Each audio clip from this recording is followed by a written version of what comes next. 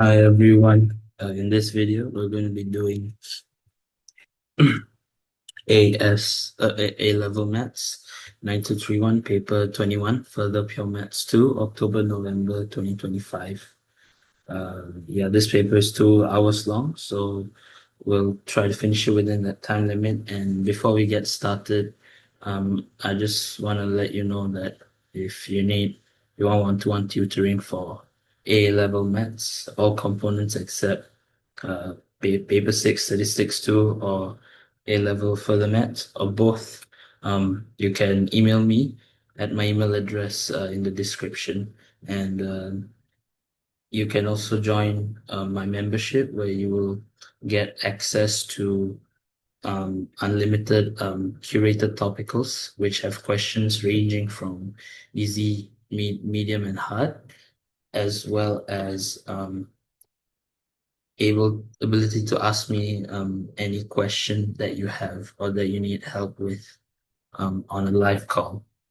Yeah, so with that, let's get started.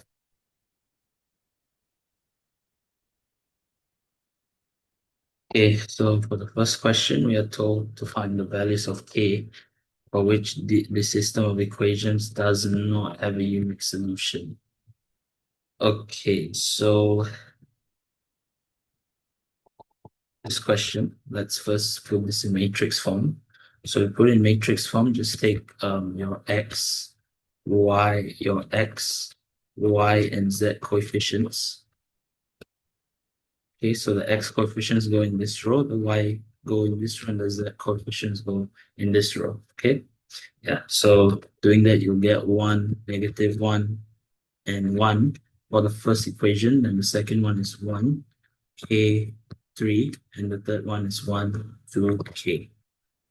And after that, you multiply it by your variables, which are x, y, and z.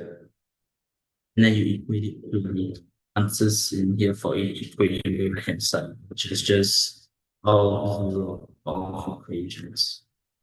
Okay, so okay, let's ask ourselves this. Okay, so if there is a unique solution, x, y, and z, they would have each an answer, and therefore x, y, and z, like it would be x, y, and z, it would be a unique matrix in here. So to like get this x, y, z matrix, we would have to take the inverse of this main matrix here and multiply it on both sides to get rid of this matrix right here. So therefore, the condition for us to have a unique solution is to just to make sure like this here has an inverse, okay, and to make sure that the equation has an inverse, okay. So you just have to know the formula, like there has the matrix must have a determinant, because without the determinant, regardless of whether it's a 2 by 2 or 3 by 3 matrix or any square matrix, you have to divide it by the determinant for your last step to get the final inverse matrix. So yeah, in conclusion, the determinant has to be can't be equals to 0 for a unique solution. Okay. Yeah, that's the explanation. So that we're going to start the question. So we want to find out whether it does not have a unique solution. So obviously, the determinant, we're going to set it to 0. So the determinant, you take the first row, and then you cover the row and column associated with this. I cover this column. Oh my God. Okay, so you cover this row and this column. So therefore, you only have k, 3, 2, and k. So yeah, therefore you have this k, 3, 2, and k. And then after that, you minus, you do the same. Okay, so then you do the same for this row. Okay, so the top number is -1, so the minus sign the -1, you just get +1. And then you cover this row because the row that's in and this column right here. All right. Yeah, and doing that, you'll get 1, 3, 1, and k for your cofactors. That's the correct term. Oh my goodness. Yeah. And yeah, finally, you do the same for this. Yeah. And then you'll get 1. You cover this row, this row. You get 1, k, 1, 2.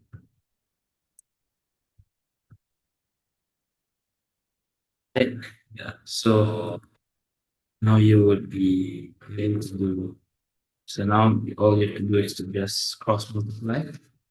Okay, so cross multiply this will be a k squared, and for each cross product you have to minus them. So k squared minus 3 times 2, which is 6. So if you do this, so 1 times k, that's k, then minus 3 times 1, then 3.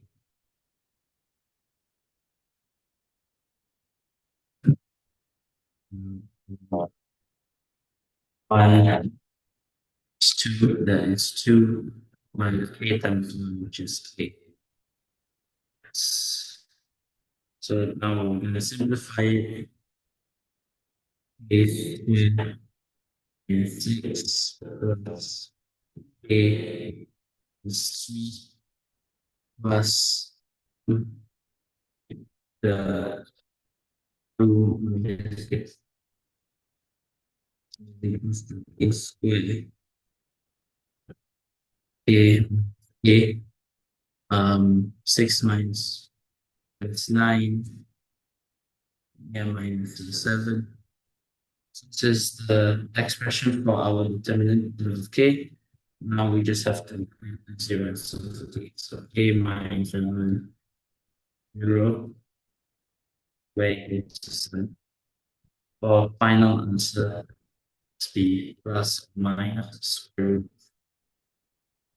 So these are the values of k for which the system of equations does not have a unique solution. Okay, so yeah, in conclusion, just yeah, arrange it as shown above and set the determinant of the main matrix, the square matrix, to 0. Okay, for not having a unique solution. So with that, we can move on to the next question. Okay, so for the second question, we are given a curve C, which has these two parametric equations, x equals to sine t and y equals to t plus cos t. So for the first part, we're told to find dy dx parametrically.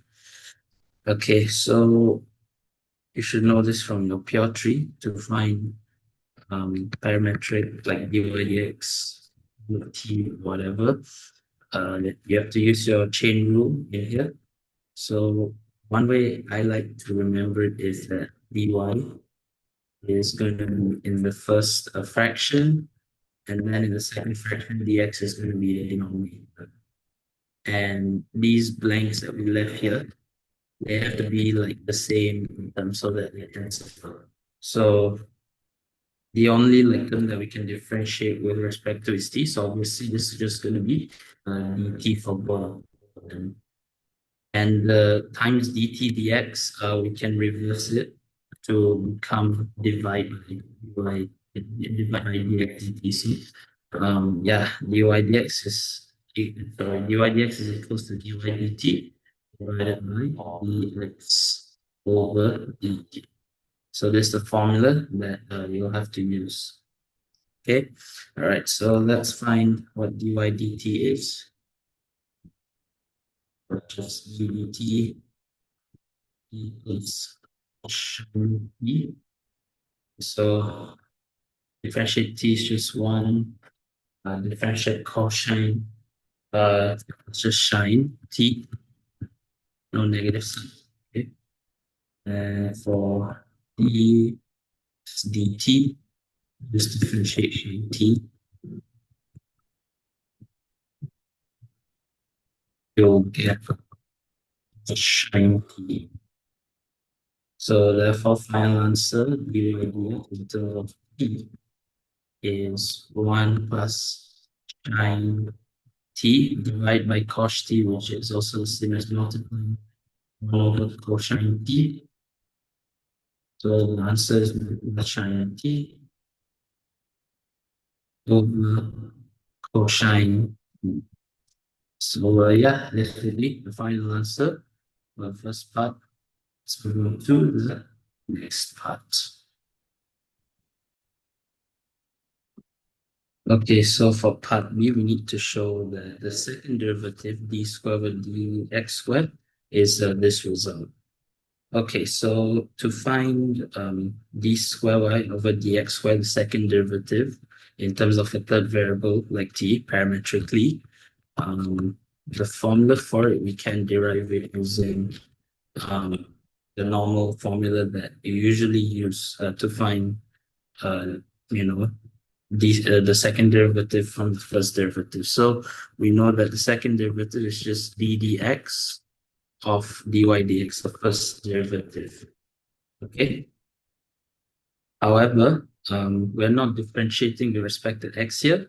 So this the dx would have to change to a dt. Okay.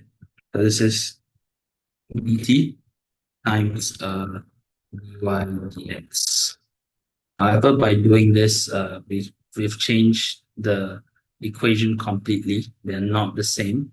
So to, make this still like end up as dx, the denominator here, we're gonna have to use our chain rule and multiply it with d something which has dt as the numerator so that they cancel out, and dx as the denominator so that when they cancel out, this dx can get this dt right here. Okay. And yeah, just like before, there's no way we can do dt dx because t is not in terms of x, so we have to flip it over. And by flipping over, this multiplication sign changes to a division sign.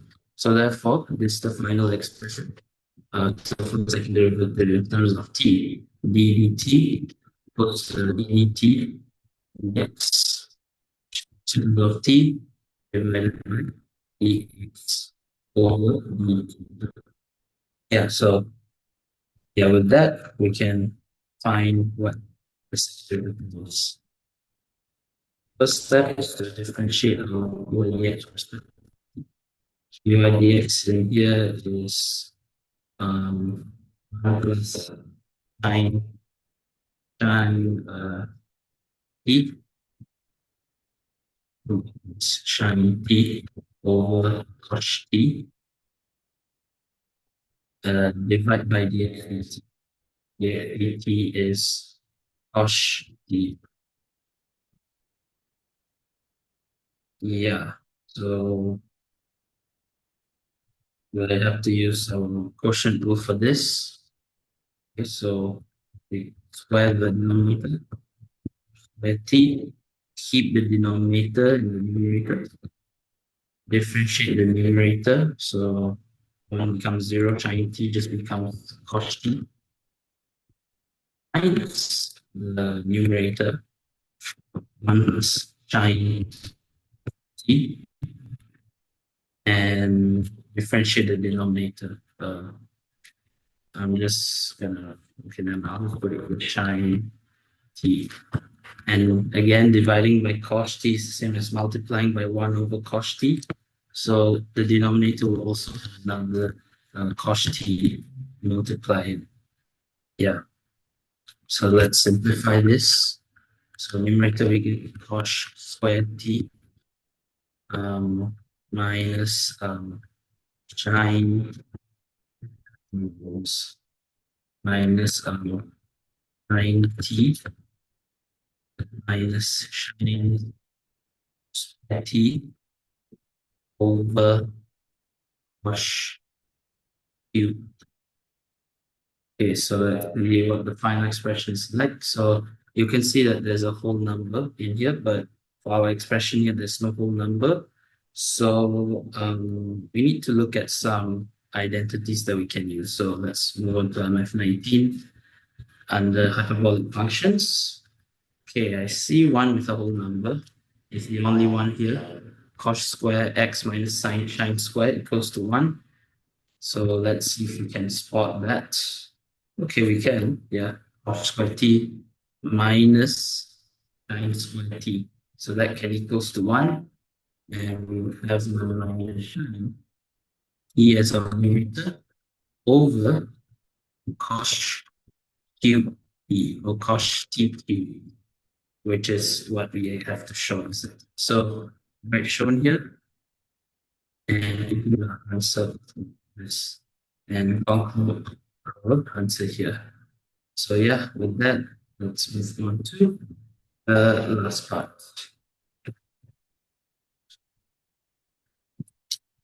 Okay, so now we need to find the Maclaurin series for y in terms of x up to and including them in x squared. Okay, that's interesting. So,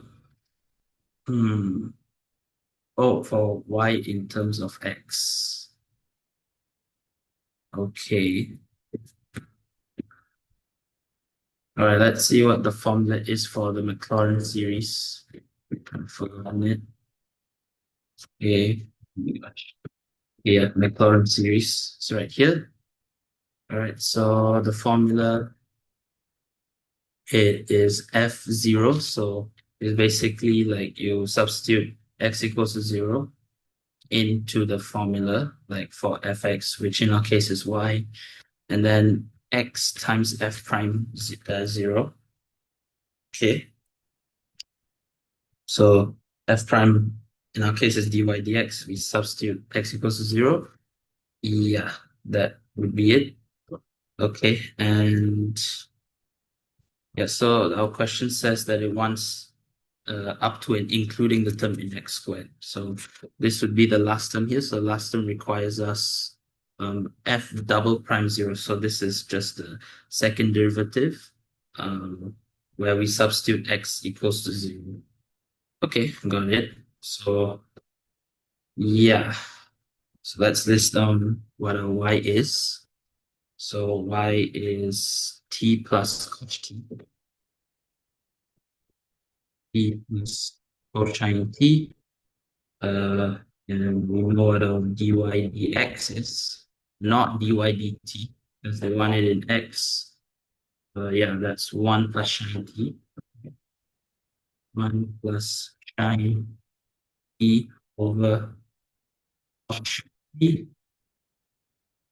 And the square y over dx squared is the previous expression that we found. 1 minus shine t over cos q e. Yeah, so these are the expressions that we have. One problem is that all of our expressions are in terms of t. However, in the formula sheet, you would have to substitute and express it in terms of x. So I guess one way that we can overcome this is to take the expression for x. So it's just shine t, and then we substitute x equals to 0. Then we solve for t, and we substitute that value of t into our y, dy, dx, and second derivative. Okay, so let's do that. Um, so, oh my. Okay, okay, so okay, so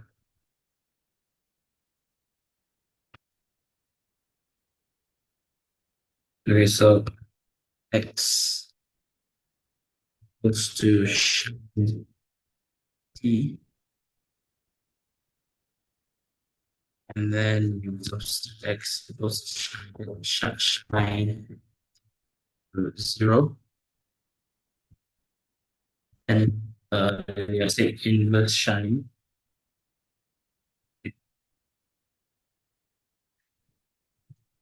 Yeah, then you get t equals to 0.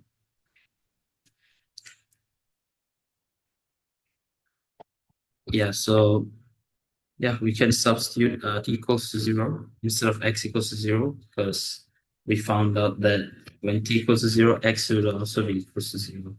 Okay, so yeah, now we're ready to find what our f0 is.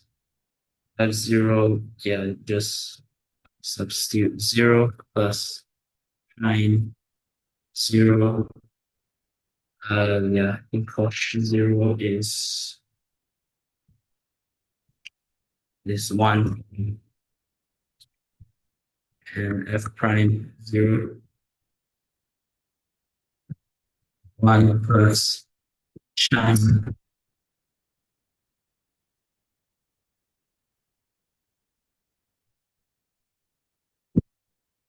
Yeah, so 1 0 over cosh 0.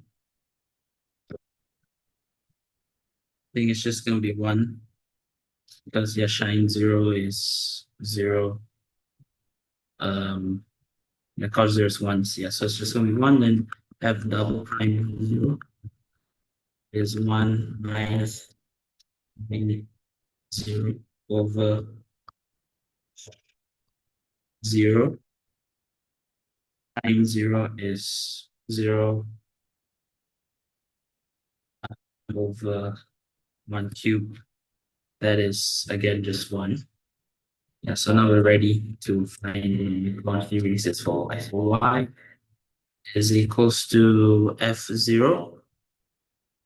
That's 1 plus x f prime 0, x f prime 0 plus x squared over 2 factorial, x squared over 2 factorial,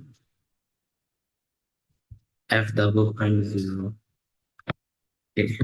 Yeah, so doing that, yeah, so 1 plus x squared over 2. Okay. Yeah, so I believe this will be final answer for this last part as well as the entire question. Let's move on to the next question.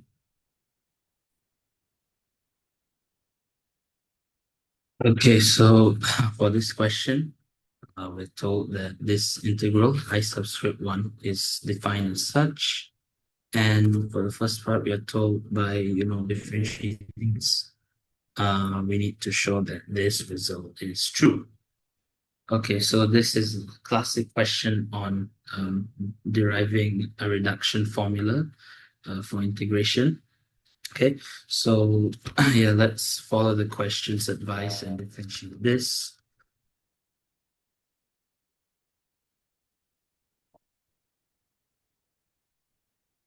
So since it's a product, we're going to apply product rule. So we'll keep the x first.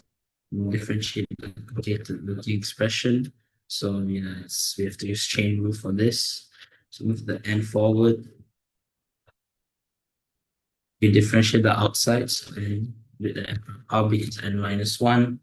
And then you multiply the derivative of the inside, which is just 2x.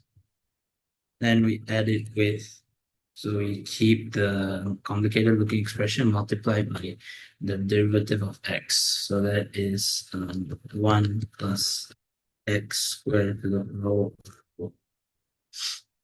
Yeah, so you equate it to 2x squared times 1 plus x squared of n minus 1 plus 1 plus x squared of n.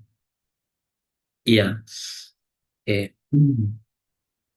So now we're going to use the idea of reverse integration. Yeah, so this has to be obvious to you. So if you differentiate like A, you get B.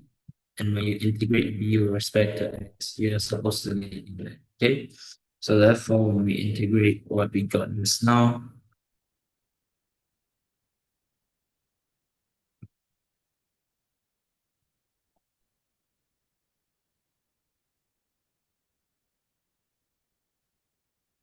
the expression that we started out with, which is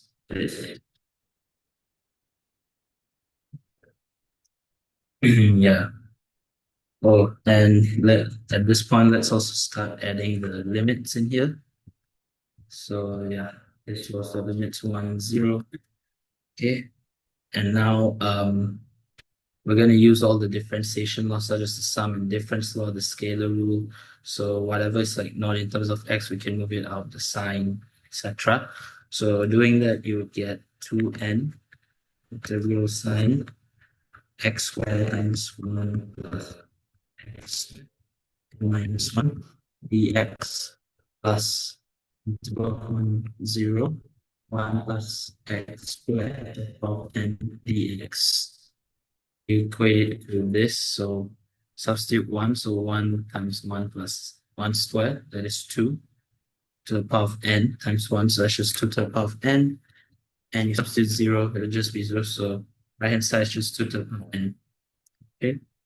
All right, so now our goal is to, like, all the integrals that we have here so far is to express it in terms of I subscript n minus 1. So we just have to make this in the form 1 plus x squared to the power of n something, or just n.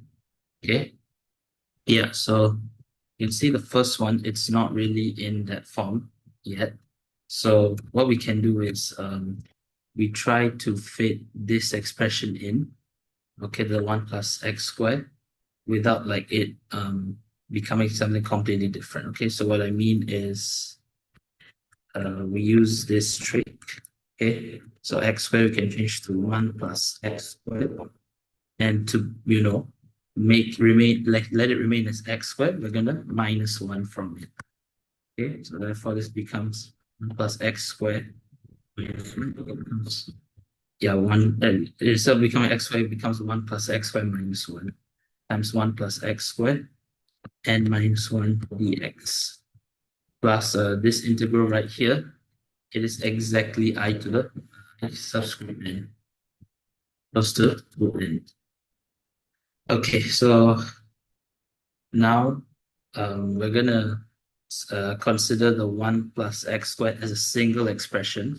So if you want to substitute u equals to 1 plus x squared, that if that helps you, you can do that. But for me, I'm just gonna leave it alone. Okay, so expressing in that way, you're gonna get 1 plus x squared times 1 plus x squared to the power of n minus 1. That will give you 1 plus x squared to the power n. Okay. And then the minus 1 is just minus 1 times 1 plus x squared to the power of n. Just get minus 1 plus x squared to the power of n minus 1 dx plus I n equals to 2n. So yeah, now you can see that the two integrals we have, they are exactly in this form. So we can express it in terms of I now. Okay, so it's 2n bracket I subscript n minus I subscript n minus 1 plus I subscript n. So now let's expand everything. Minus 2 minus 1 plus I in 2 to the power of 4. Let's see what they make as subject. Okay, they made in as a subject. So yeah, doing that, you get 2n plus 1 times in equals to 2 to the power of n plus 2 times I subject n minus 1. Yeah, so yeah, that's exactly it. Wait, oh yeah, I forgot. Yes, 2n. Yeah, so this becomes 2n I subscript n minus 1. Yeah, so this is the final answer. We can write shown here. So yeah, with that, move on to the next part. Yeah, so for this second part, we are told to find I subscript minus 2. It's yeah, let's find what I subscript minus 1 is. So that is 1 plus x squared dx. Yeah, that is just tangent inverse x, 1, 0. So tangent inverse 1, that's pi over 4. And tangent inverse 0 is just 0. Yeah, so that's that. Okay, now the previous, let's make I subscript n the subject. So that is I subscript equals to 2 to the power of n plus 2n I subscript n minus 1 over 2n plus 1.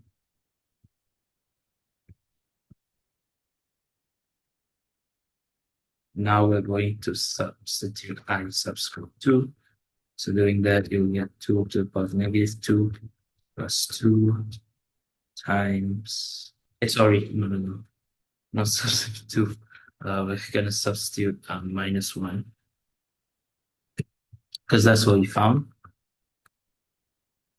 Okay, so this is going to be minus 1 plus 2 times negative 1 I subscript minus 1, that's minus 2 over 2 subscript 2 times negative 1 plus,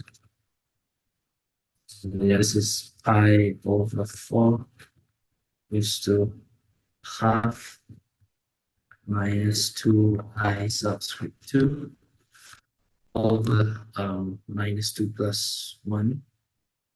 That's minus 1. Okay, let me just multiply. I over 4 equals to half is 2I2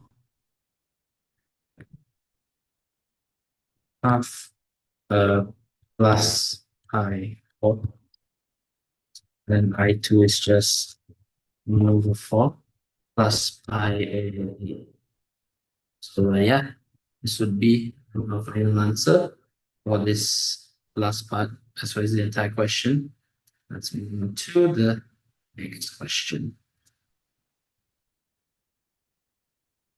Okay, so for this question, you're told to find the particular solution of this second order dE. And we're also given the initial conditions when x equals to 0, y and dy dx is also equals to 0. Okay, so to solve this type of dE equation, the first step is to make an auxiliary equation. Okay, so to do that, you just look at the left-hand side of the equation. The second derivative dxy over dx squared is going to be lambda squared. First derivative dy dx is lambda, and the y is a constant. Okay, so the coefficients of all these lambdas is going to be the coefficient of the derivatives. Okay, so therefore, for this case, the auxiliary equation will be 5 lambda squared plus 2 lambda plus 1 equals to 0. So yeah, let me just solve it. So minus b plus minus b squared, that's 4, minus 4 times a, 5, c. Okay, I can see that this is going to end up in imaginary solutions over 2 2 over 5. Yeah, so the first answer for lambda is going to type my calculator.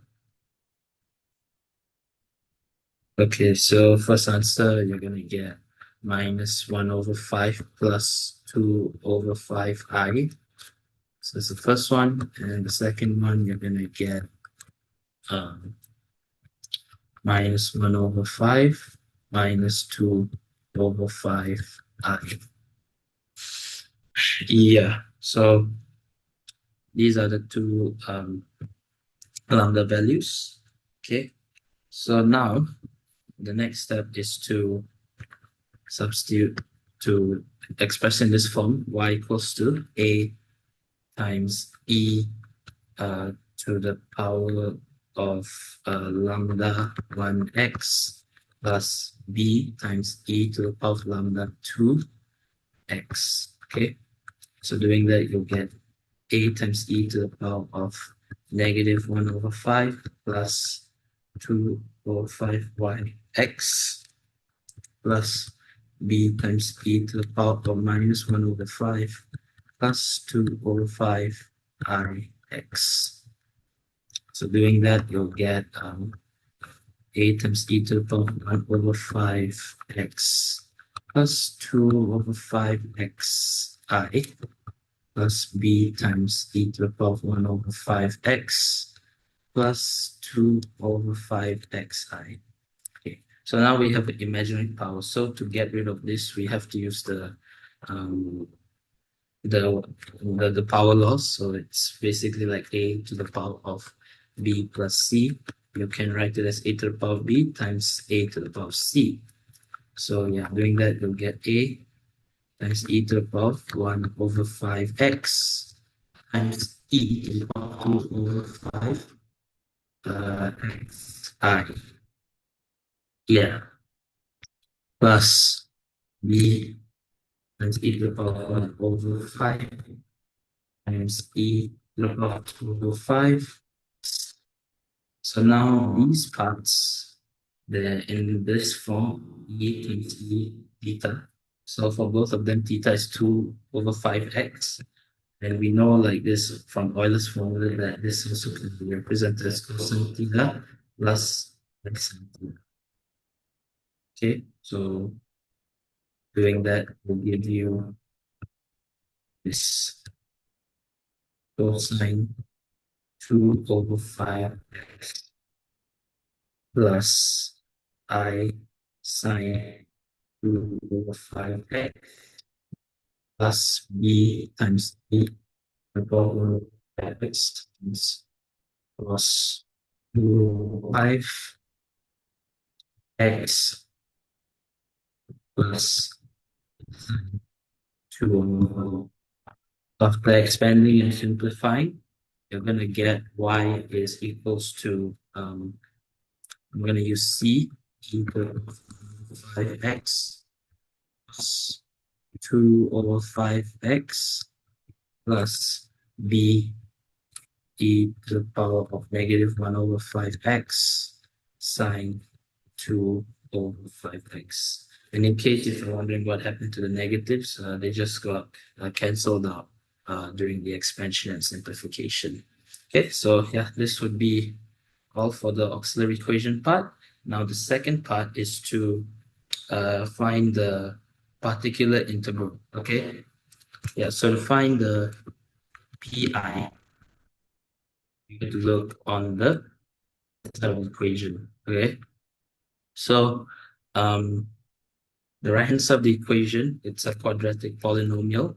So therefore, the pi is also going to be a quadratic polynomial. Okay, it's going to be a general one. So we can set y to be ax squared plus bx c.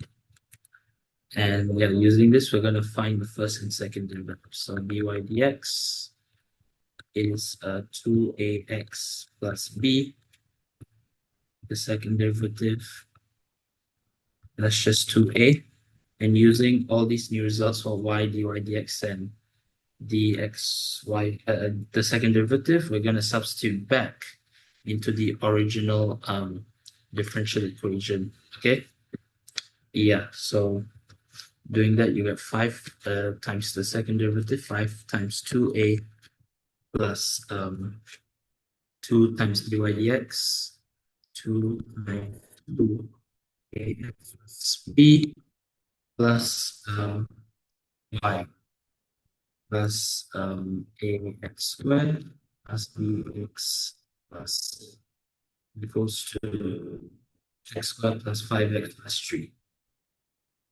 X squared plus x plus 3. So yeah, after expanding, you would get ax squared plus bx plus 4ax plus a plus 2b plus c. Yeah, equals to x squared plus 5x plus 3. And now we're going to go and do equating the coefficients. So that is ax squared plus b plus 4ax plus m is equals to this.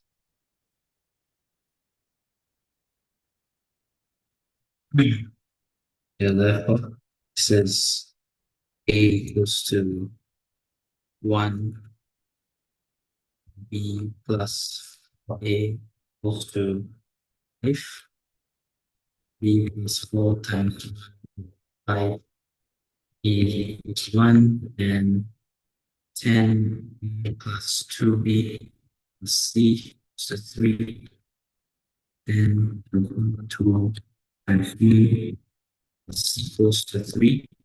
You get c equals to 1 minus 10, which is negative 9. Okay, so yeah, these are our values small a, b, and c. Therefore, the pi we can write this y equals to x plus x is 9. So now we can write our general solution. So the general solution is the auxiliary equation plus the particular integral. So doing that, we'll get y equals to c times e to the negative 5x cos 5x e to the power of negative 5x sine 2 over 5x. Let me see. Plus x squared plus x minus. Yeah, so this is our GS. And now, okay, so that was a general solution, but here they asked for the particular solution, so we need to substitute these initial conditions right here. Okay, yeah. So I'm going to sub x equals to 0, y 0. Yep. Okay, so doing that, you'll get c e to the power of 0, that is 1 cos 0. I believe cosine 0 is also 1 plus d times e to the power of 0, that is also 1 times sine 0, that is also 0, plus x squared, that is 0, plus x minus 9 equals 0. So doing this, you're going to get c minus 9 equals to 0, and you'll get c is equals to 9. Okay, yeah, so this is our answer for this. Now, yeah, so now we need to find d, and in order to find d, we have to use the other like set of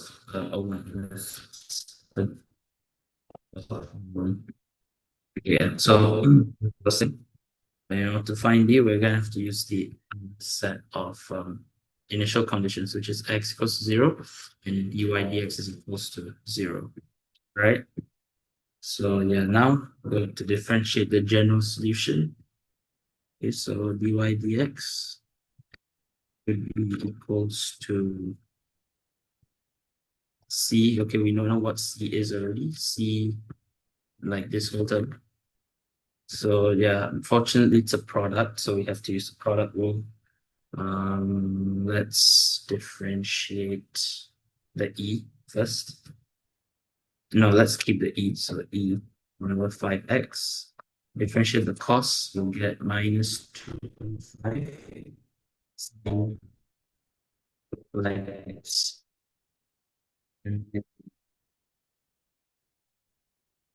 the cos, like you keep the cos, and you differentiate the e to the power of 1 over e to the power of negative 1 over 5x.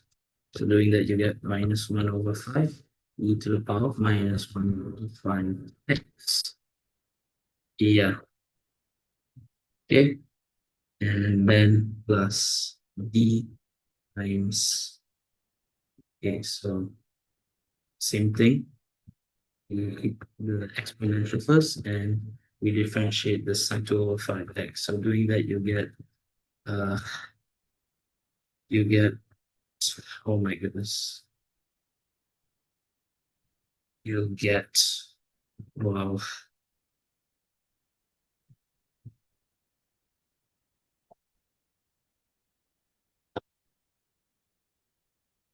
a cos 2 over 5x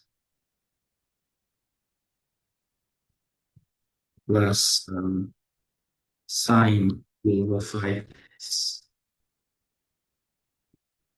times minus 5 of 1 over 5x. Yeah. So, and then obviously this would just be plus 2x plus 1. Yeah. Oh my goodness, we're almost running out. Okay, you know what? Let's not simplify it.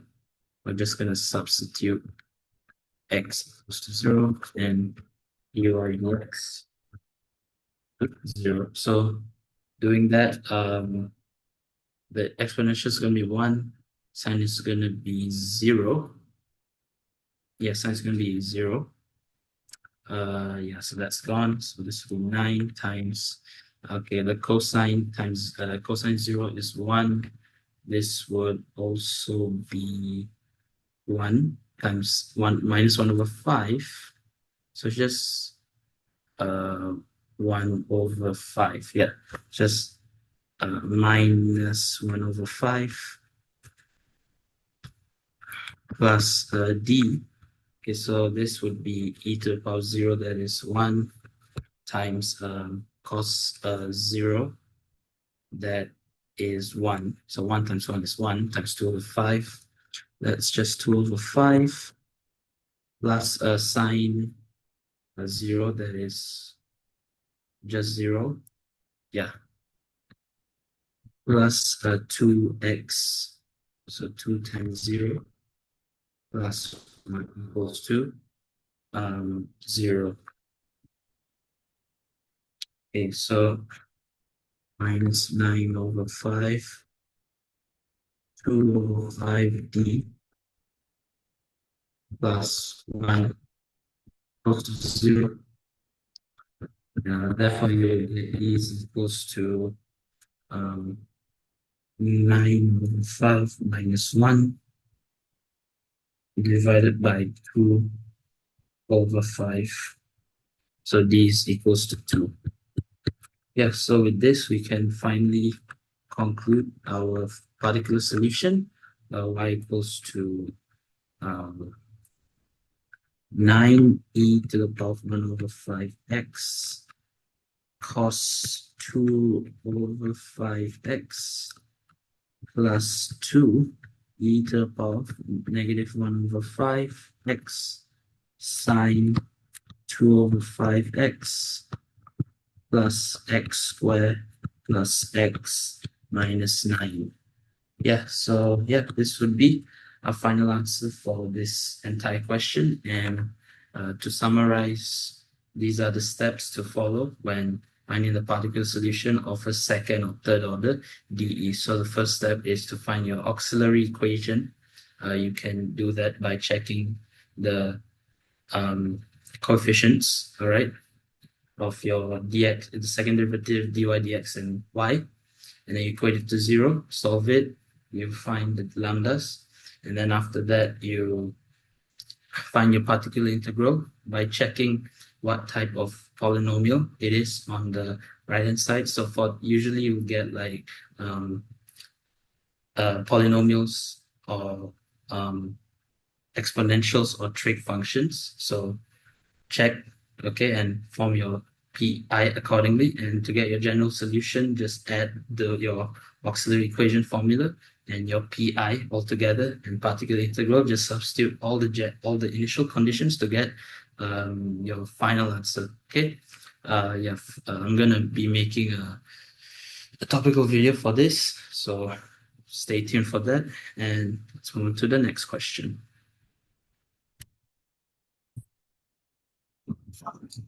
Okay, so for this question, we're given a diagram which shows us the curve with this equation, and the x range is from 0 to 1, okay? Together with a set of n rectangles of width 1 over n.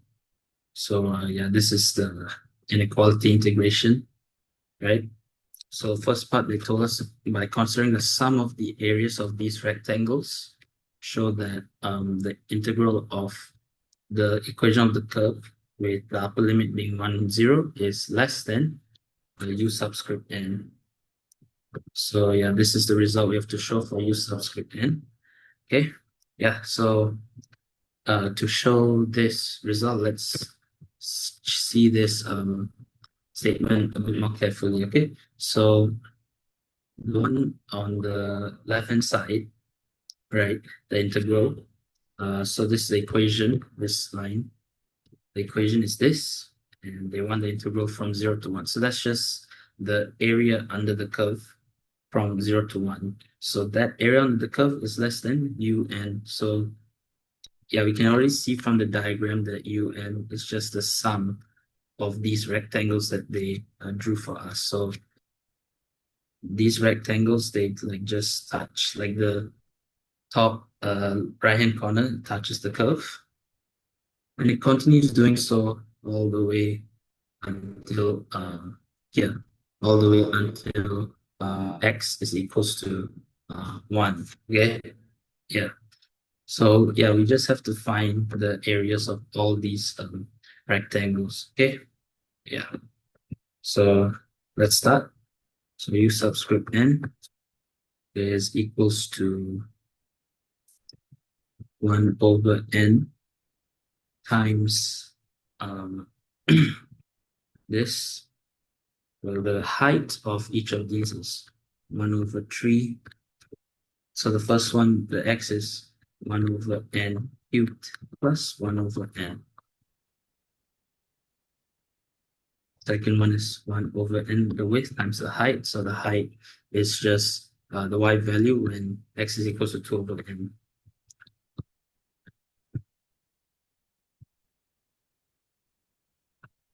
So this pattern is going to continue all the way until x equals to 1, or x equals to n over n. So 1 over n times 1 over 3 over n cubed plus n over. Yeah, so this one we can simplify by factorizing the 1 over n. And by doing that, we have this like repeating series where brackets here and here specifically is just the x value. All right, so okay, so let's put this in a summation form. So it starts from r equals to 1 all the way to n. Like, because like if you notice all of these like all the brackets, almost all the numbers are the same except the numerator above the ends. Okay, so in general we can write 1 over 3 in general, we can write that the following is 1/3 times r over n cubed plus r over n. Okay, yeah. So simplifying, you're gonna get r cubed over 3n cubed plus r over n. Okay, so now to solve this, we're going to use the series formula. Okay, so doing that, you get 1 over n, bracket r equals to all the way to n, r cubed over n cubed,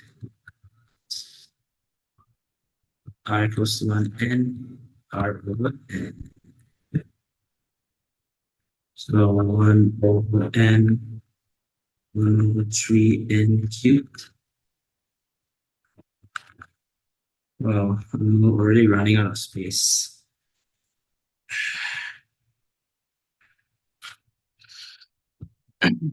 R cubed plus 1 over n sum of r. So yeah, to solve this, to solve this, yeah, we just go to the summations formula. Yeah, so I highlighted here. Yeah, we have to use the r cubed formula as well as the r formula. Yeah, so let's substitute those. So 1 over n, 1 over 3n cubed times 1 over 4 n square plus n minus 1 n square n 1 square plus 1 over n. R is half n times n plus 1, half n times n times 1. Okay, so let's factor out all the common factors first. So 1 over n, we can factor out n plus 1. But actually, no, let's cancel these two out. Yeah, so the n is gone for that. The n square is gone, n is gone here. All right. Okay, so now we can factor out 1 over 12 as well as n plus 1. Okay, so that should be 1 over n. Yeah, 1 over n times n plus 1 squared plus the half becomes 6. Comes 6. Okay. Why did I put the square? Yeah, there's no square here. All right. So now we're just gonna put it in form so you can see the 1 over 12 is here. And so we have to simplify and expand out everything. So 1 over 12, multiply 1 over n and n plus 1, you will get 1 plus 1 over n. And simplifying this, you will get 1 over n times n, that's 1 over n times 1, that's 1 over n plus 6. So 1 plus 6 is 7. Yeah. So yeah, that's the exact answer to show. So we can stop here and show. Let's move on to the next part. Okay, so now we need to use a similar method to find in terms of an lower bound ln for this expression. Okay, so ln is literally just the opposite of un. So using the same way, yeah, ln is literally just integral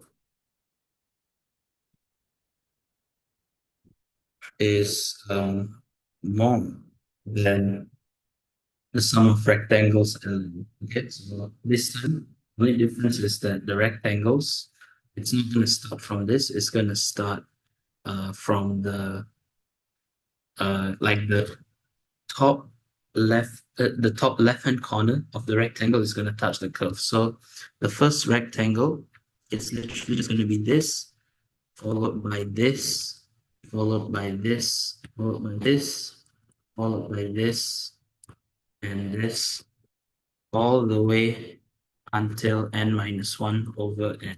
Okay, so that's going to be the sequence of the rectangle's poles. Okay, yeah, so ln is going to be 1 over n, the width times the height. So the height is 1 over 3, 0 cubed plus 0. And for consistency's sake, I'm going to call it 0n. So 1 over 3, 0 n cubed plus 0 over n. And obviously, the next one's going to be the width 1 over n times 1 over 3 over n cubed plus n. Yeah. And this is going to continue all the way until x equals to 9 minus 1 over n. I mean n minus 1 over n. So plus 1 over n, 3 minus 1 over n cubed plus n minus 1 over n.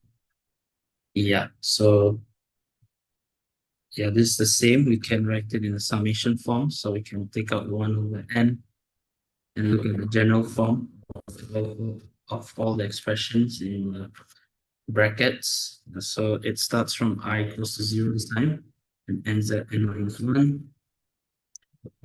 So it's just the same as last time.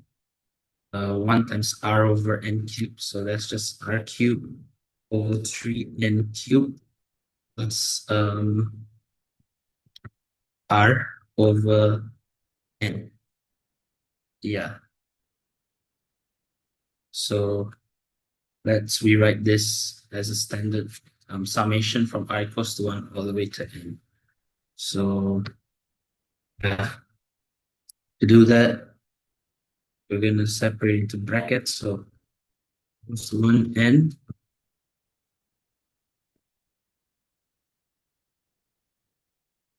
so to like rewrite this without changing the value.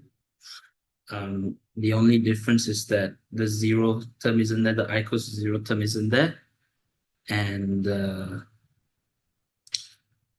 n term is added. So we're gonna have to, if you know what, let me put this in brackets. We have to add the 0th term, which is this first term right here. So yeah, evaluating, simplifying that, you will just get 0. Okay, so it's plus 0 minus the nth term, because in our initial summation, the nth term isn't included, so we have to minus it. Okay, so doing that is literally just n cubed over 3n cubed, which is, okay, you know what, let me put in brackets, n cubed over 3n cubed, that's 1/3, plus n over n, which is 1. Yeah. So we already know what this is from the previous part. Yeah, it's literally what we found.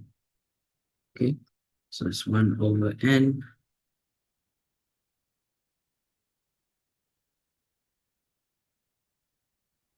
of 12th 1 plus 1 over n, 7 plus 1 over n. Oh, wait, sorry. Oh, no, no, no. Oh, wait, okay. Yeah, so we multiply by 1 over n for this expression to be true. And so therefore this is going to be 0 over n and 1/3 plus 1 over n. So that is minus 4 over 3n. Yeah. So this is the answer for this second part. Let's move on to the last part. Okay, so now for the last part, we need to show that the limit as n approaches infinity of un minus ln is 0. Okay, so if the first find what un minus ln is, Yeah, so UN is this expression that we found in the first part, and LN is this expression for UN minus over 3N. So yeah, simplifying it, just 4 over 3N. So now we're ready to find the limit and approaches infinity for 4 over 3N. So N, as it becomes bigger and bigger, like since N is in the denominator, um, the whole expression would get closer and closer to zero. So therefore, we can say that the limit is zero. So we can write shown in here. And with that, let's move on to the next question.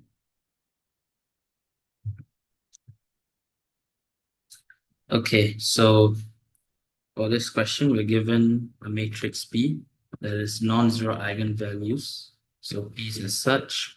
So now we have to state in terms of A, the eigenvalues of P. Okay, so to find eigenvalues, you just find, okay, in this case it's P, just find P minus lambda I first. And by doing that, you just add minus lambda to every term in the diagonal. So A to A minus lambda and minus 3A minus 1, 1, 0, negative 1, 0, and 0. Okay, and yeah, after that, you find, like it's similar to finding the determinant. Okay, so you take this term first, you cover both the row and the column associated with it, and then you take the cofactor of the remaining terms. Okay, so you repeat the process for this as well as this.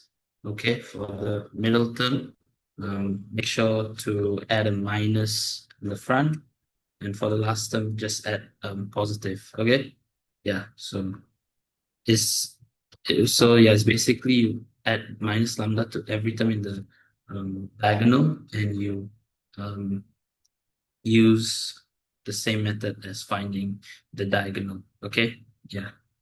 So doing that, you'll get A minus lambda times, okay, so the cofactor for this is 2A minus 3 plus lambda minus one times 0, that's 0. So yeah, it's just this.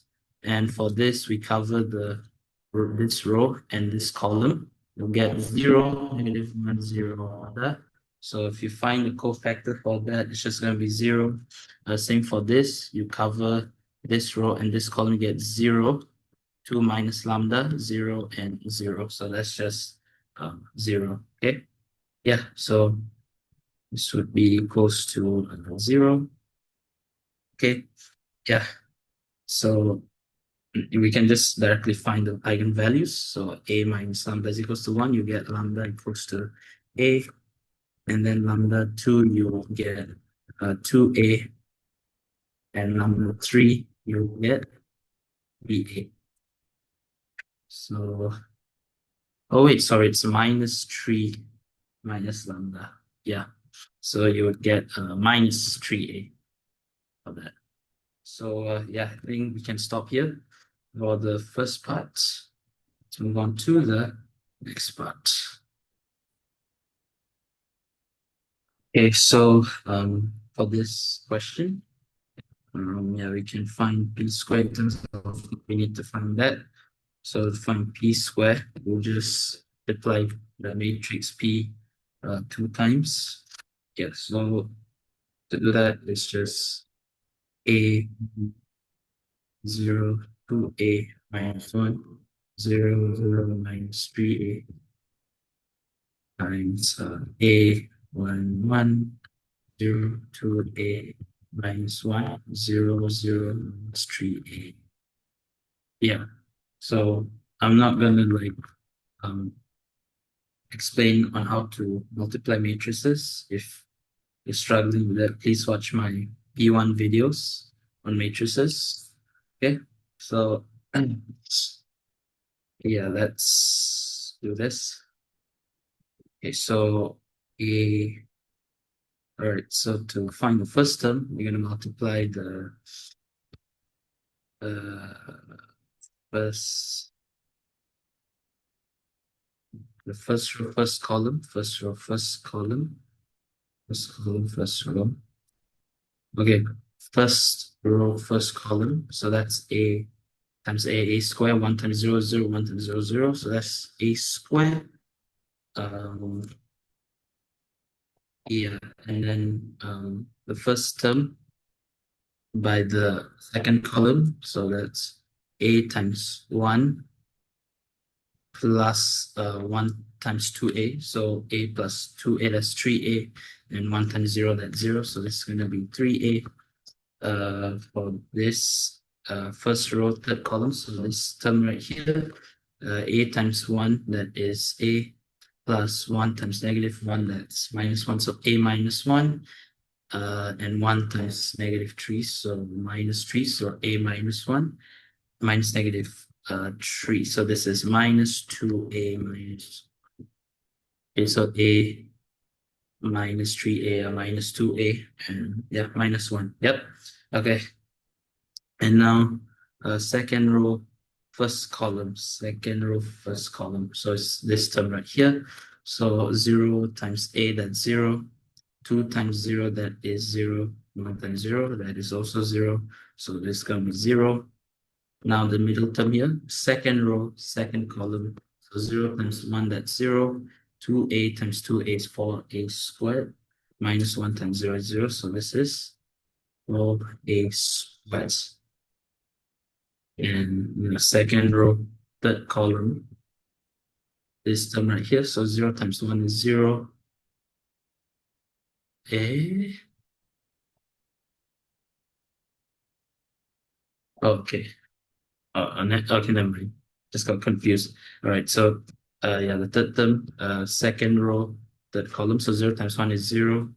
2 times negative 1 is negative 2a.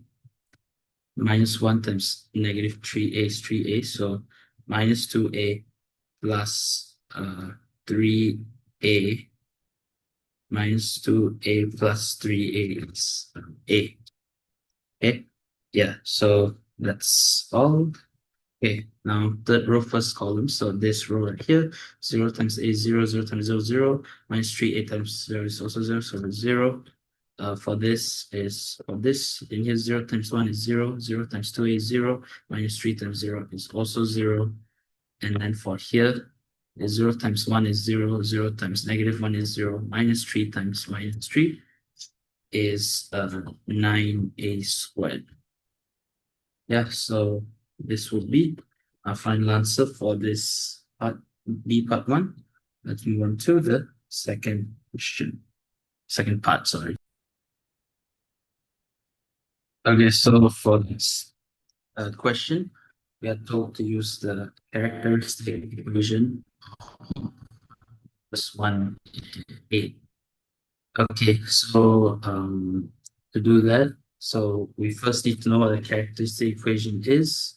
So characteristic equation is an equation you get like when you're trying to find your eigenvalue, right? This equation, for example, you fully expand it out and you replace all the lambdas with the matrix itself. So that's well your that's your characteristic equation. Okay, yeah. So let's take that original equation from the first part.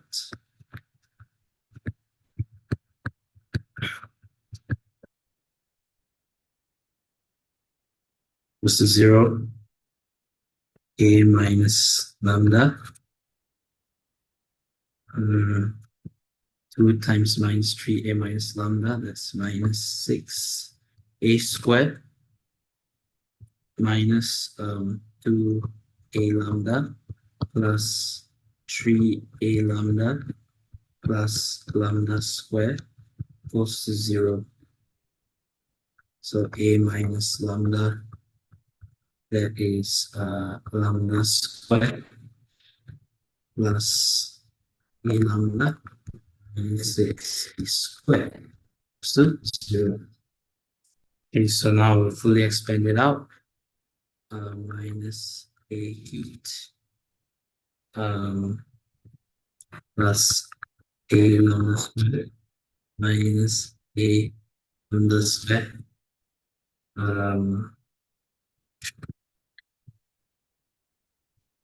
plus a square lambda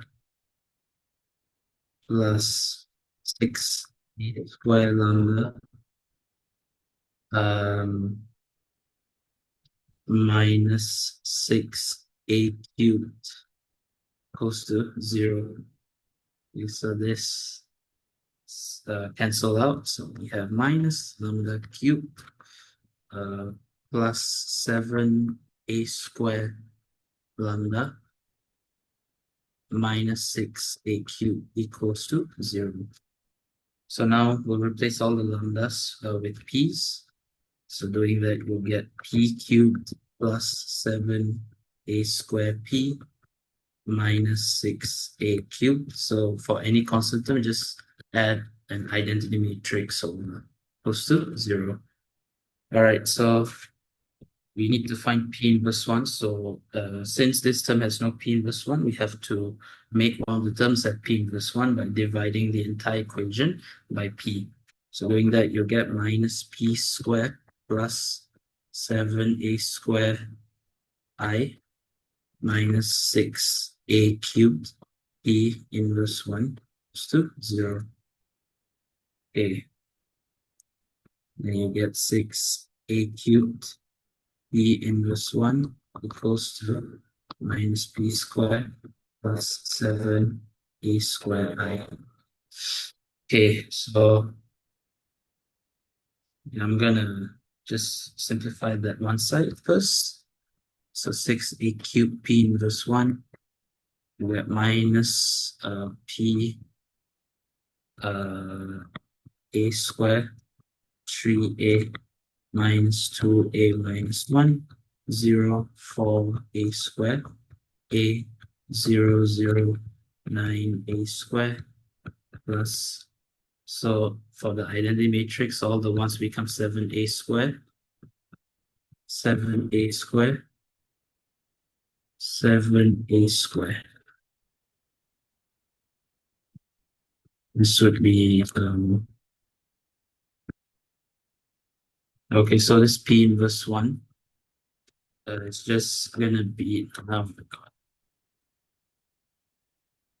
it's p inverse 1 is gonna be 1 over 6a cubed, a squared, but minus, so all the terms here will have minus in front of them.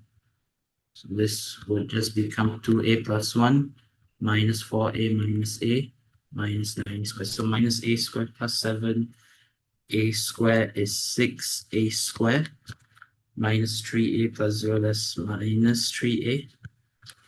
2a plus 1 plus 0, that's 2a plus 1. 0 plus 0 is 0. Minus 4a squared plus 7a squared is 3a squared. Minus a plus 0 is minus a. 0 plus 0 is 0. 0 plus 0 is 0. Minus 9a squared. Yeah, minus 9a squared plus 7a squared is minus 2a squared.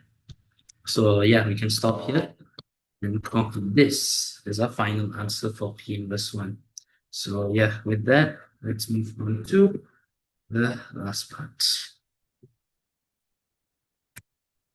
Okay, so for this last part, we're told that the 3 by 3 matrix A has these 3 eigenvalues with eigenvalues 1, 2, 3, and these 3 respective eigenvectors, okay? And using that, we have to find A in terms of small a.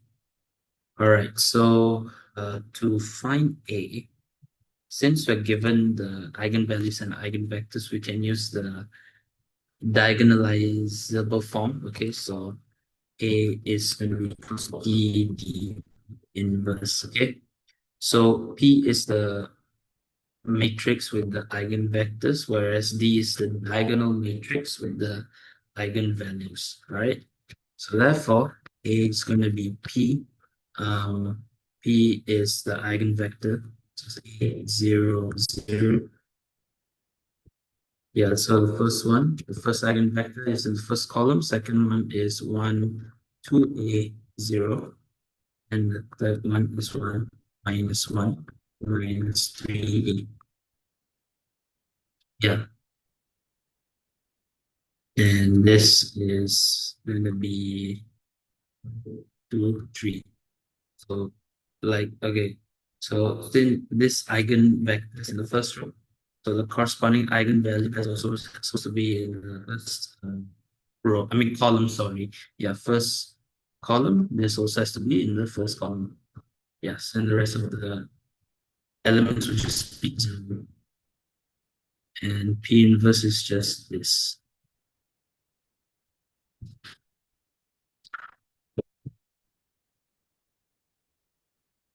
Okay, yeah, so let's multiply these two matrices first. Okay, so the first row here is going to be the first row, I mean the first column times the first row of this. Okay, yeah, first row, first column, yeah, this one. So A times 1 is A, 0 times 0 is 0, 0 times 0 is 0, so it's A. And this row element here is the second row multiplied by the first row. So it's 1 times 1 is 1. 2 times 0 is 0, 0 times 0 is 0. So that is 1.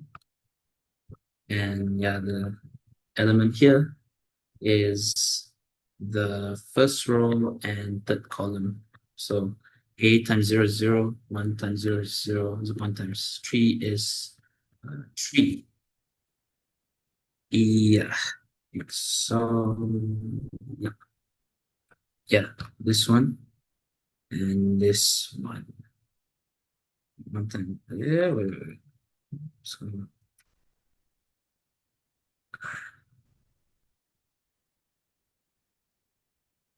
wait. Never mind. Let me do it again. So this first row, I mean this first element here, we need to multiply the first column times the first row. So doing that, it's A times 1 is 1, 0 times 0, 0. So it's just A. This row here is the second row, first column. So it's 1 times 1 is 0, 2 times 0 is 0, 0 times 0 is 0. So it's just 1. And this here is the first row and third column. First row, third column. Yep. So it's 8 times 0 is 0, 1 times 0 is 0, 1 times 3 is 3. Okay. And as for this row here, it's gonna be the first column, second row, first column, second row. So it's 8 times 0 is 0, 0 times 2 is 0, 0 times 0 is 0. So it's just gonna be 0. This middle row here is going to be the middle row, middle column.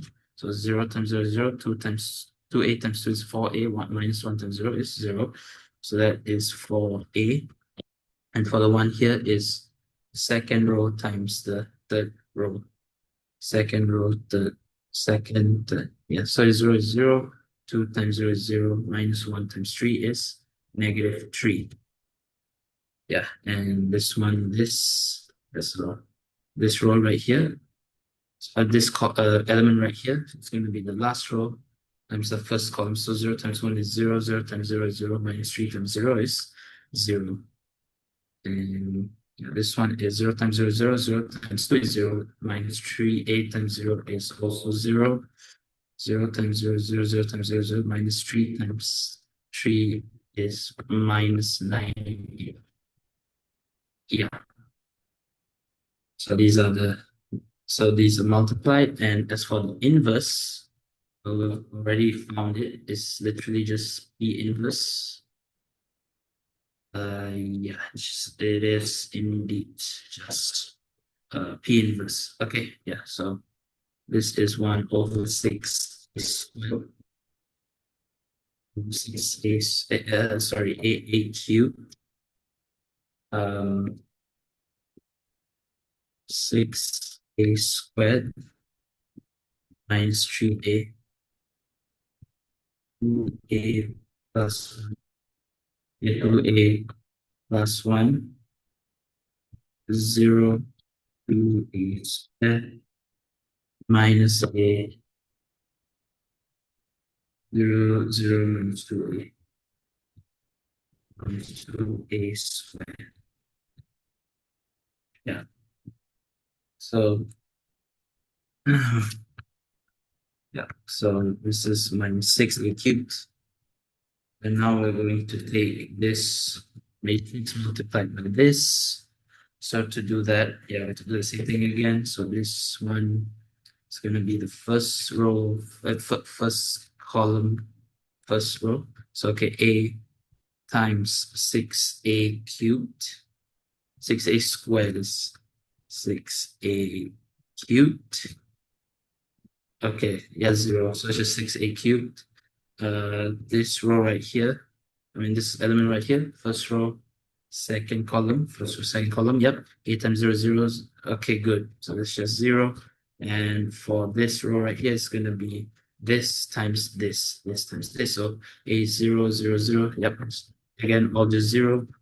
And for this row, this element here is going to be this multiplied by this multiplied by this. So this multiplied by this, 6a squared, 6a squared, 4a minus 3a, that is minus 12a squared, and 0, yeah. And this one is going to be this multiplied by this. Yeah, this multiplied by this. So this is 1 times 0 is 0, 4 times 3a squared is 12a cubed. 0, okay, yeah, it's just 12a cubed. And finally, this row is this one times this times this, yeah. So it is 1 times 0 is 0, 4. Okay, so it's all 0. And as for this one, it's the first row, last column. First row, last column. First row, last column. Yep. So a times 2a plus 1, that is that. Okay. A times 2a plus 1, 2a squared plus a. 1 times minus a. 3 times negative 2a squared, that's minus 6a squared. Then this row times this is 0 is that, minus 4a squared, minus 4a squared, minus 3 times minus 2a squared, 6a squared. So 6a squared minus 4a squared is 2a squared. And finally, this last element, this times this. So 0, 0 minus 9a times minus 2a, that's 18. 18. Yeah, oh, correct. Okay, so let me just simplify everything.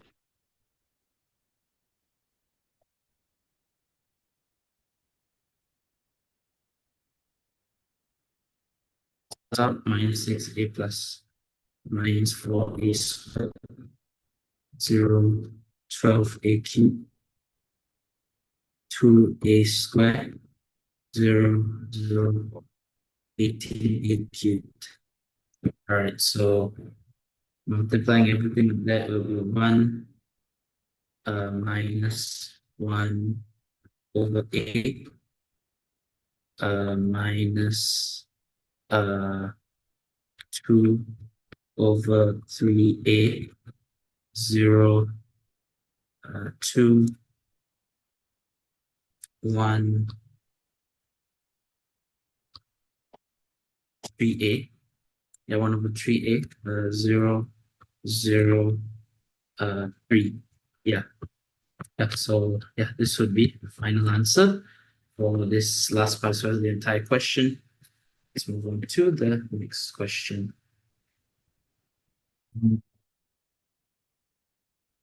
Okay, so before we get started with the next question, I just realized that I made a mistake in here. So yeah, so I made a mistake um in multiplying these two.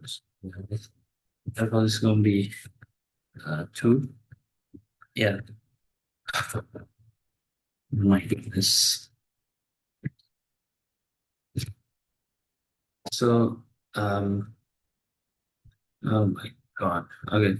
Yeah, so since yeah, so this is two in here, right? So since that is changed, uh, all the calculations related to the first and second first row and second column, all the elements there are wrong. Yeah, so wait, first. Okay, you know what? I'm just gonna do that. Does it all have to be in A?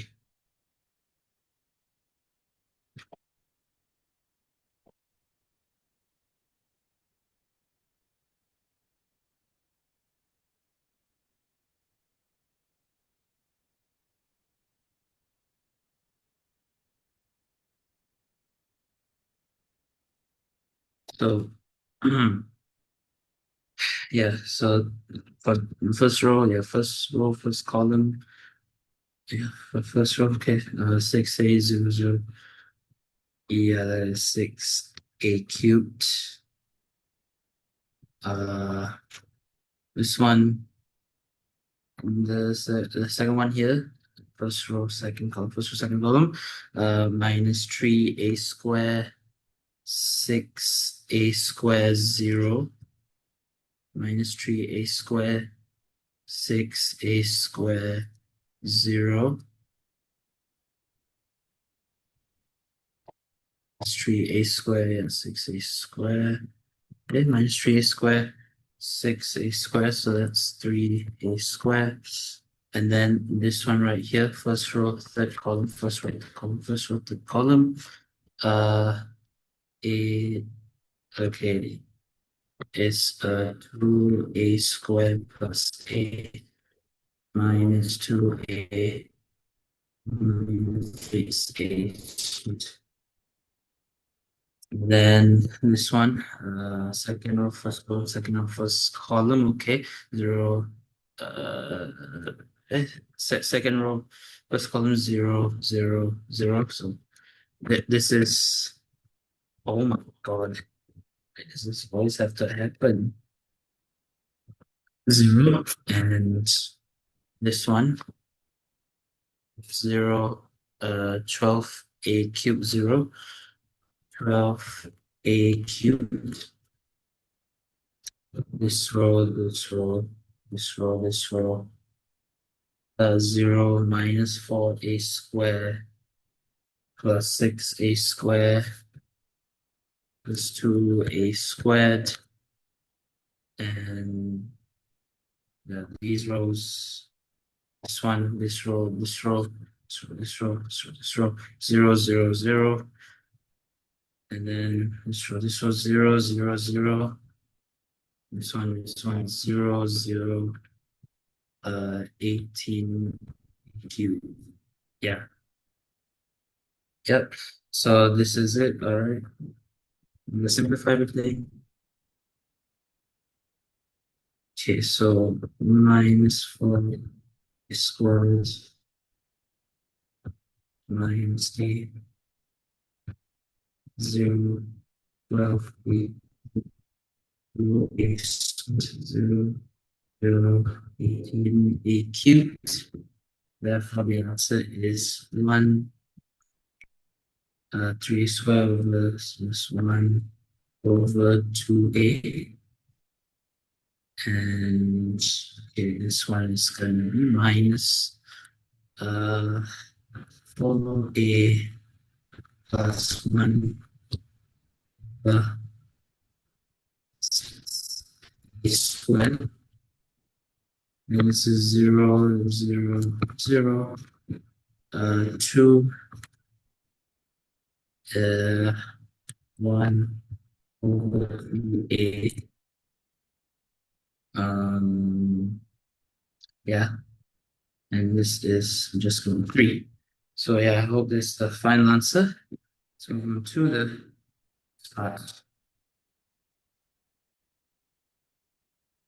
Okay, so for this question, we are supposed to show that d dx of tangent inverse x is this.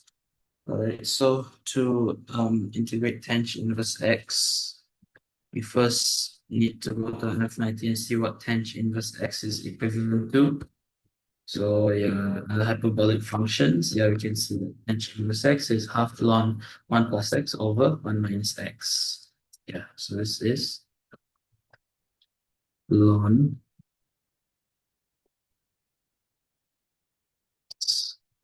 1 plus x over 1 minus x. Yeah, it's half d dx. Okay, so to differentiate this, I think it's gonna be better if we express it like 1 minus x. Okay, let's just split it up. Oh my. All right, let's just split it up. Okay, it's gonna be ln 1 plus x minus ln 1 minus x.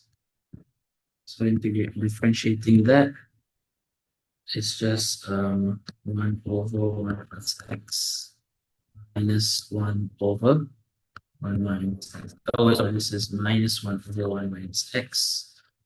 If I will have half 1 over 1 minus x plus 1 over 1 minus x. So this is half 1 plus x times 1 minus x. So this is minus x plus 1 plus x. Cancels. So 1 plus 1 is 2, so these also cancels. So you have 1 over this. And this is like just difference of squares, so you can just immediately expand it to 1 minus x squared.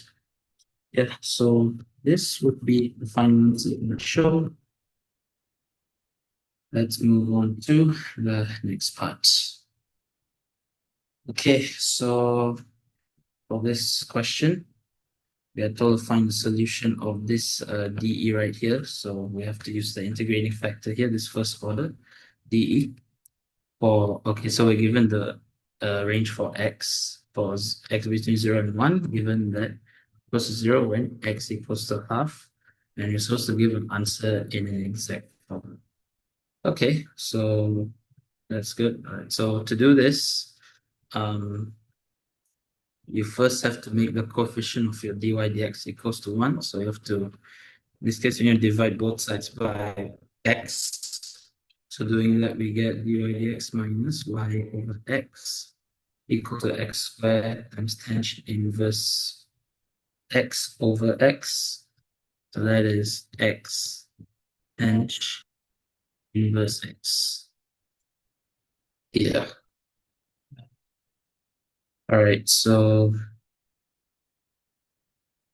now we're going to find the integrating factor. So to do that, you just take the coefficient of your y term in here. So in this case, the coefficient is minus 1 over x, and you just raise it to the power of e, and you integrate that coefficient.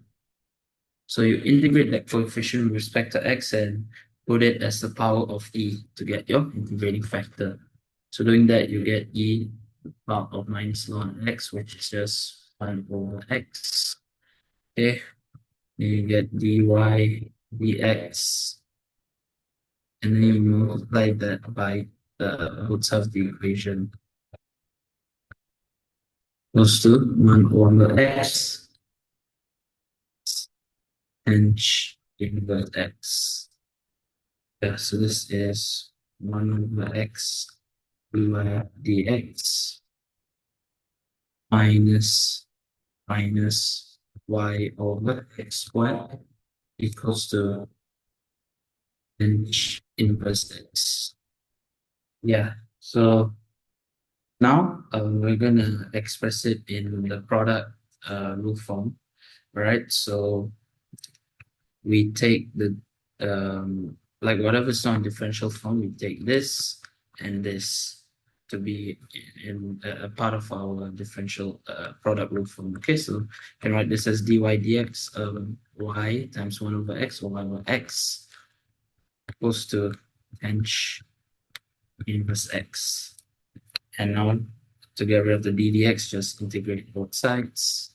You get y over x equals to h inverse x dx. Okay, so to differentiate tanh x, we can use integration by parts. So we'll let u be equals to,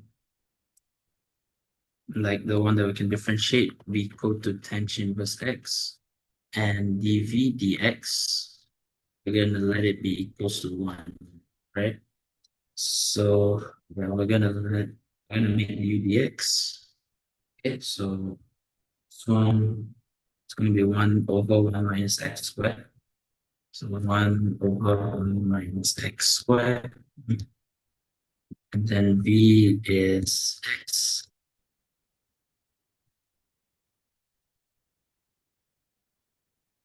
Right. And now this,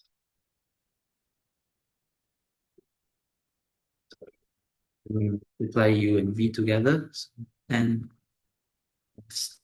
this x, this dx times v. So that is x over 1 minus x x. Yeah, okay, all right. So this is x plus x minus half. So the reason I'm doing half is to, okay, let's put a plus here, bring a minus 2 in here. So the reason I'm doing that is to make it in the form f prime x over fx, so that it's easier to differentiate. So doing that, you get x, then is x plus half ln 1 minus x. Yeah, plus c. Okay, now we can substitute it to dE equals to x and inverse x half ln 1 minus x squared plus c. Okay, yeah, so we're going to start with x equals to half and y equals to 0. X equals to half, y equals to 0. So doing that, you get x inch half plus half 1 minus half squared. So that is 3 over 4 plus c equal to 0. So this inch inverse half, we're going to use this form, half ln 1 plus x over 1 minus x. So half ln 1 plus x over 1 minus x plus half ln 3 over 4 plus c equals to 0. That's 1 over 4 ln half, divide by 1 minus half. So it's 3.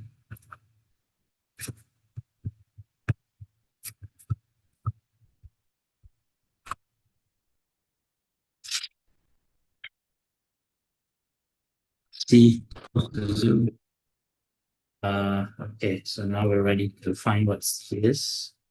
So yeah, now we're going to factor out. Okay, we can move everything over. So we're gonna factor out the -1/4. 3 plus 2, 1, 3, 4. So this is -1/4, 1, 3 plus 1, 9 over 16 equals to -1/4, uh, 3 times 9 over 16, 27 over 16. Yeah. Yeah, so therefore, our final answer equals to x squared x plus half x ln minus x squared minus 1/4 ln 27 over 16. Yeah, so this would be our final answer for this question. Let's move on to the last question. Okay, so for the first part, we have to state the sum of this series for z equals to 1. So this series is actually like a geometric series, and it's a sum of it. So just use the sum for geometric series. Yeah, this formula right here. Okay, so it's just the first term a times 1 minus common ratio to the power of n over 1 minus a common ratio. Okay, so therefore it's just going to be the first term z minus 1 minus the common ratio z to the power of n, because there's n terms over 1 minus z. So yeah, this would be our final answer for the first part. Let's move on to the next part. Okay, so for this question, we're told to let z be equal to this. Yeah, by letting this, we have to use the Moss theorem to prove this result. Okay, so first things first, let's look at the right hand side. So the right hand side, it's sine theta, right? Like the summation is of sine m theta.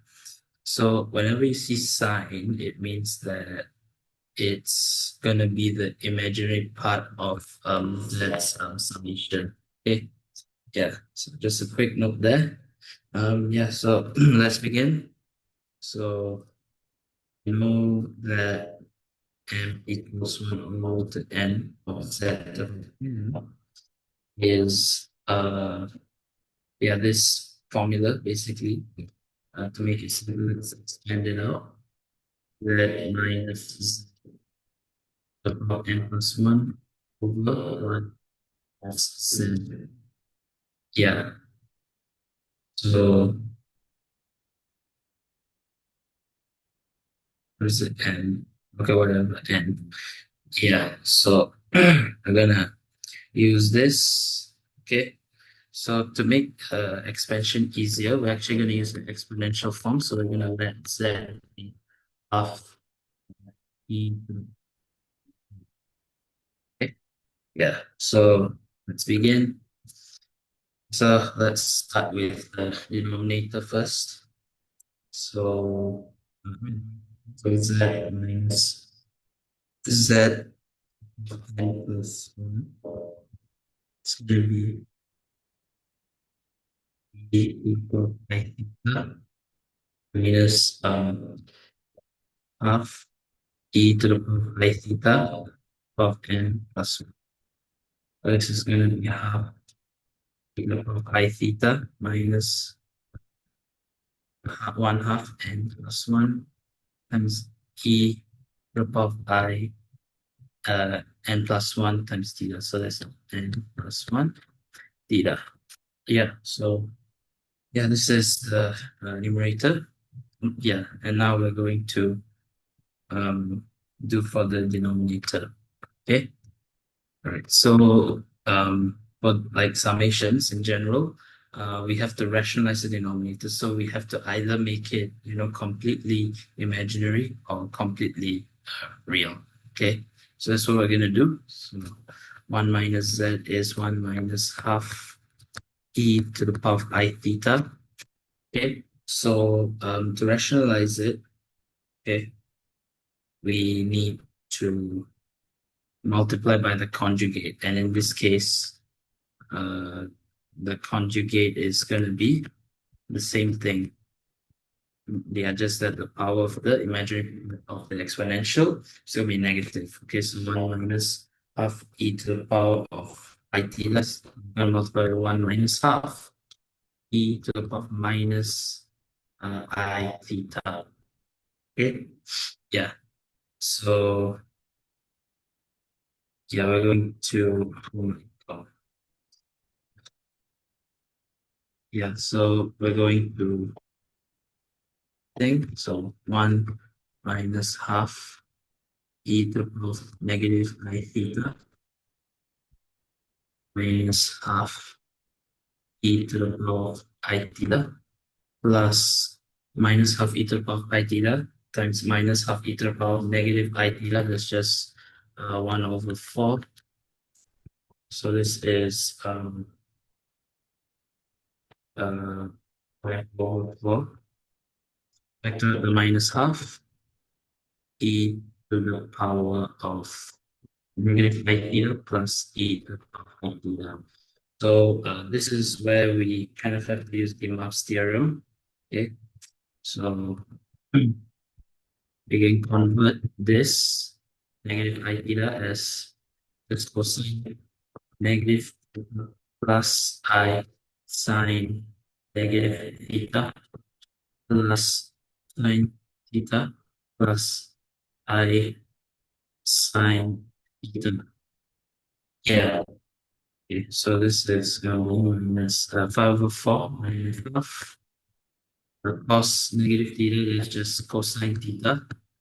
I sine negative theta is minus I sine theta plus cos theta plus I sine theta. This cancels out. So cos and cos is 2 cos theta, then the half cancels it out. Therefore, in trig form, the denominator is 5 over 4 minus cosine theta. Right? Yeah. So now we know what we have to multiply this expression with. So let's get started. All right. So this is going to be 1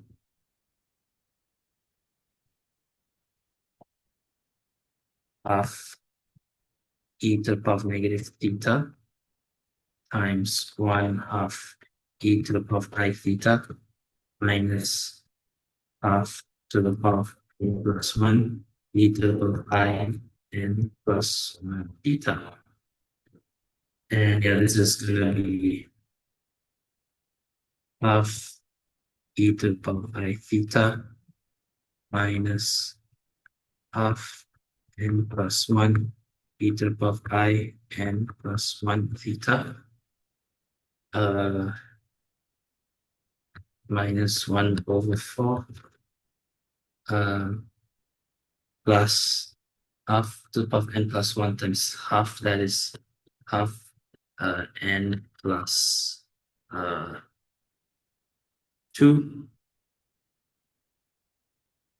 to the power of n plus 1 theta times e to the power of negative I theta.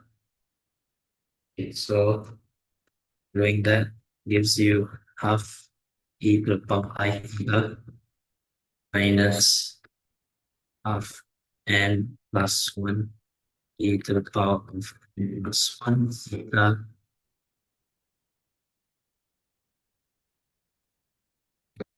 plus half n plus 2 e to the power of n theta.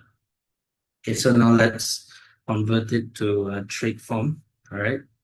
So it's very simple. Just half this cos theta plus I sine theta minus half n plus 1 cos plus 1 theta plus I sine n plus 1 theta plus half n plus 2 cosine n theta plus I sine n theta. Yeah.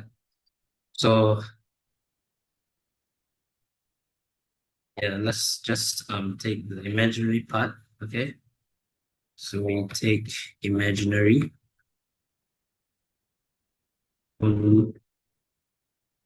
Is going to be um half I sine theta minus 1 over 2 n plus 1 I sine n plus 1 theta plus n plus 2 I sine n theta. Okay. Yeah, so now we can just say that the summation. Okay, I should continue. Okay, let's just continue here. So therefore, actually no, let's not continue that. Yeah, as you can see, we're very close to the answer. Gosh, any other additional space? Okay, right, give me a while.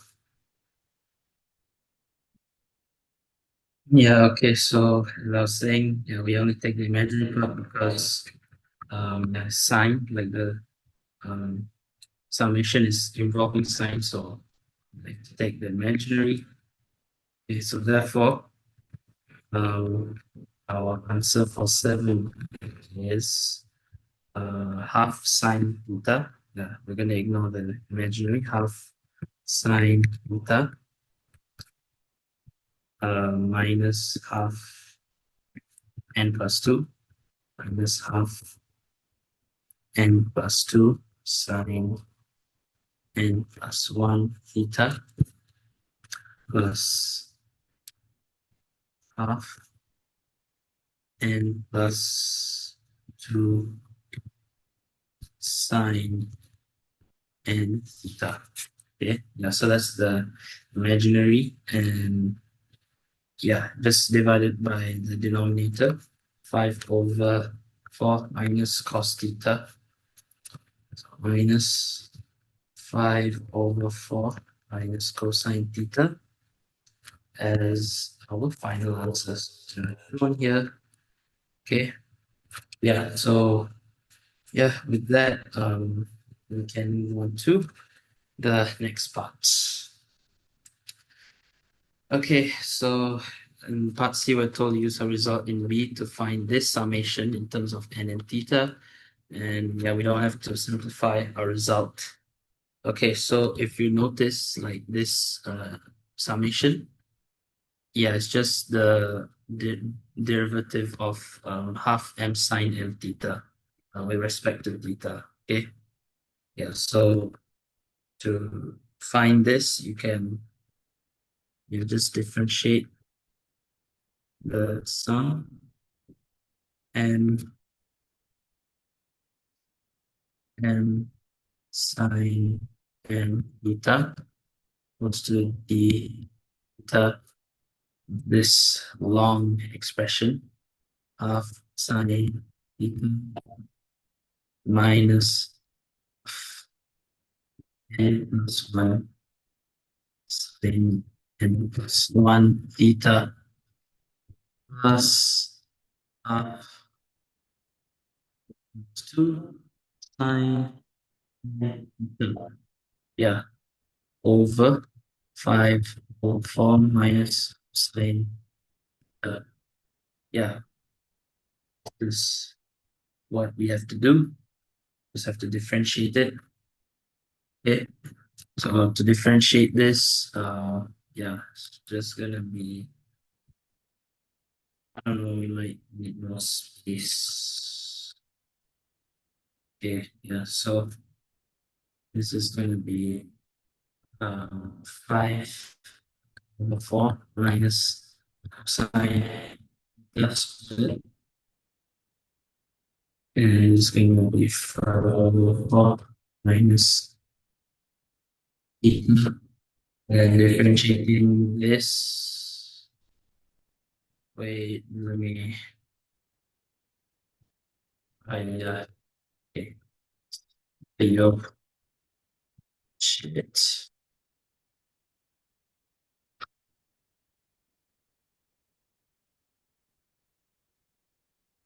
So, differentiating this is going to be 5 over 4 minus cosine theta uh, times this derivative.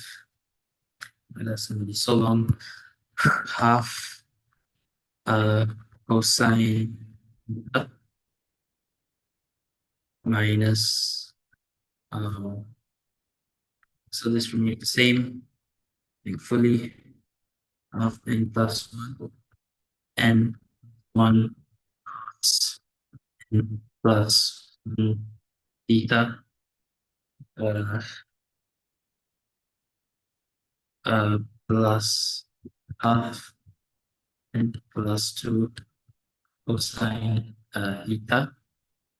Okay, so for the last part, we told hence we need to find this summations. Like it's literally the summation we found the previous part, but they changed the upper limit to infinity in terms of cos theta. And we also told this result and over to the power of n approaches 0 as n approaches infinity. Okay, so first of all, let's analyze the result that we got in here. Okay, so let's see which parts will become 0. So all the cosine thetas you can ignore. Let's look at the n's. So yeah, the n, this one becomes 0 because same as n plus 1 over 2 to the power of n, so that becomes 0. So therefore this entire expression becomes 0. Same for this, 1 half to the power of n plus 2. That will also approach 0 or become 0. Therefore, yeah, this bracket is just 5 over 4 minus cos theta times half cosine theta. Okay, and yeah, same for this, 1 and a half to the power of n plus 1 also approaches 0 as well as this, 1 and a half to the power of n plus 2. Okay, yeah, so yeah, let's do this. 5 over 4 minus cosine theta squared. We get 5 over 4 cos theta times half cosine theta minus sine theta, half sine theta. So that's just minus half sine square theta. Sine square theta. Yeah, so simplifying, we're gonna get 5 over 4 cosine theta squared. So this is gonna be 5 over 8 cos theta minus half cos theta minus half sine square theta. And yeah, you can see that you can factor out minus half from like the last two terms in the numerator, then you get minus half bracket cos square plus sine square. And we know that cos square plus sine square, that is 1. So therefore, final expression would be 5 over 8 cosine theta minus half over 5 over 4 minus cosine theta squared. Yeah. So yeah, this would be the final answer for the last part as well as the entire question to come to the end of this paper. So I hope you found this video helpful. Please make sure to like and subscribe to this channel for more future A-level math and further math content. If you have any questions, queries, or doubts, or any new like future video ideas, please feel free to leave them down in the comments below. And I'll see you guys again next time. Okay, thank you.